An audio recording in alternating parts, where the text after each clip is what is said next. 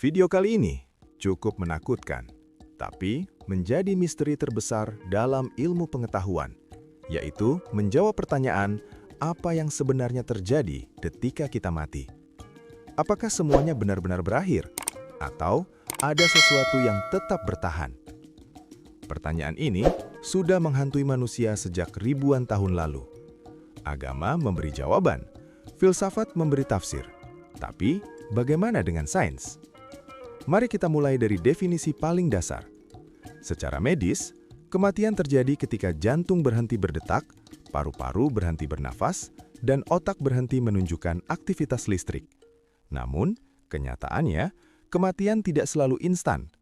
Ada fase yang disebut kematian klinis. Ini terjadi ketika jantung berhenti, tapi sel-sel tubuh belum sepenuhnya mati. Dalam beberapa menit pertama, terutama 4-6 menit, otak masih memiliki sisa energi. Dan disinilah cerita menjadi menarik. Beberapa orang yang mengalami near-death experience mengaku melihat cahaya terang, merasakan ketenangan luar biasa, atau seperti keluar dari tubuh mereka sendiri. Apakah ini bukti bahwa kesadaran terpisah dari tubuh? Sains mencoba menjawab dengan lebih hati-hati. Ketika otak kekurangan oksigen, bagian tertentu seperti korteks visual dan sistem limbik bisa menghasilkan halusinasi intens. Lonjakan kimia seperti endorfin dan dopamin dapat menciptakan rasa damai yang luar biasa. Artinya, pengalaman mendekati kematian bisa jadi adalah reaksi biologis ekstrim dari otak yang sedang sekarat. Namun, ini memunculkan pertanyaan baru. Jika kesadaran hanyalah aktivitas listrik dan kimia di otak, maka ketika aktivitas itu berhenti, apakah kita ikut berhenti? Untuk menjawabnya, kita perlu memahami apa itu kesadaran. Sampai hari ini, sains belum memiliki definisi tunggal yang final. Namun, banyak ilmuwan sepakat bahwa kesadaran muncul dari jaringan kompleks miliaran neuron yang saling berkomunikasi. Bayangkan seperti orkestra. Setiap neuron adalah alat musik. Selama mereka bermain bersama, terciptalah pengalaman diri, ingatan, emosi, dan pikiran. Ketika otak berhenti berfungsi, orkestra itu bubar, tidak ada lagi harmoni. Dalam pandangan ini, kematian memang akhir dari kesadaran pribadi. Tapi, cerita belum selesai. Karena ada hukum fisika yang sering disalahpahami, energi tidak bisa dimusnahkan. Tubuh kita adalah sistem energi. Panas tubuh, aktivitas listrik di otak, reaksi kimia di sel, semuanya adalah bentuk energi. Ketika kita mati, energi itu tidak hilang. Ia berubah bentuk. Panas menyebar ke lingkungan. Atom-atom tubuh kembali ke tanah, udara, dan air. Secara fisik, kita benar-benar kembali ke alam semesta.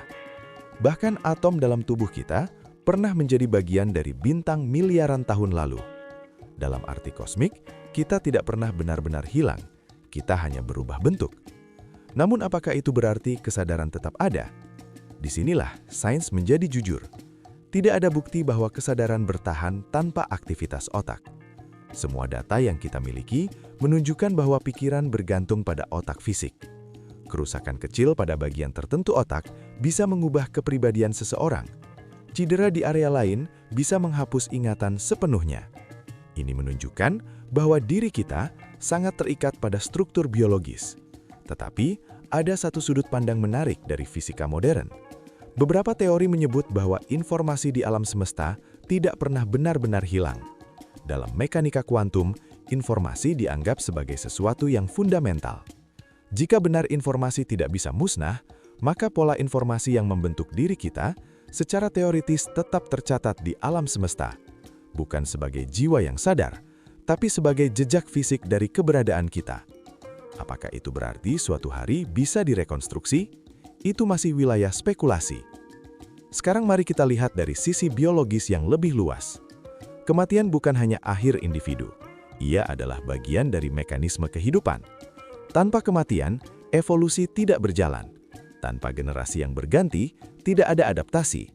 Dalam ekosistem, kematian memberi ruang bagi kehidupan baru. Daun yang gugur menjadi nutrisi tanah. Tubuh yang mati menjadi energi bagi organisme lain. Dalam skala besar, kematian adalah bagian dari keseimbangan alam. Tapi bagi manusia, kematian terasa personal karena kita sadar bahwa kita ada. Dan mungkin disitulah inti ketakutan kita. Bukan pada kematian itu sendiri, tapi pada hilangnya pengalaman menjadi aku. Namun ada satu sudut pandang lain yang jarang dibahas. Sebelum kita lahir, kita tidak merasakan apa-apa selama miliaran tahun, dan itu tidak terasa menakutkan. Beberapa ilmuwan berargumen bahwa keadaan setelah mati mungkin serupa dengan keadaan sebelum lahir. Bukan kegelapan, bukan penderitaan, hanya ketiadaan pengalaman. Sulit dibayangkan karena otak kita selalu mencoba membayangkan sesuatu. Tapi mungkin akhir bukanlah pengalaman, melainkan berhentinya semua pengalaman.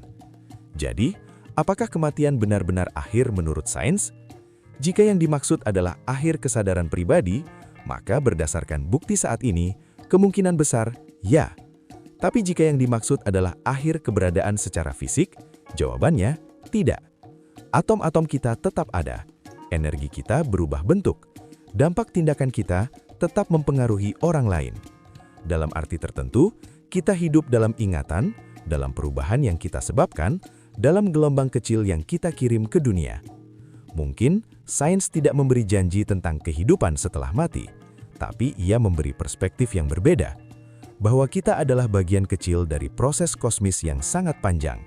Dan mungkin makna hidup bukan terletak pada apakah ada sesuatu setelahnya, melainkan pada apa yang kita lakukan sebelum itu. Karena jika waktu kita terbatas, setiap saat menjadi lebih berharga. Dan mungkin justru karena kematianlah hidup terasa berarti.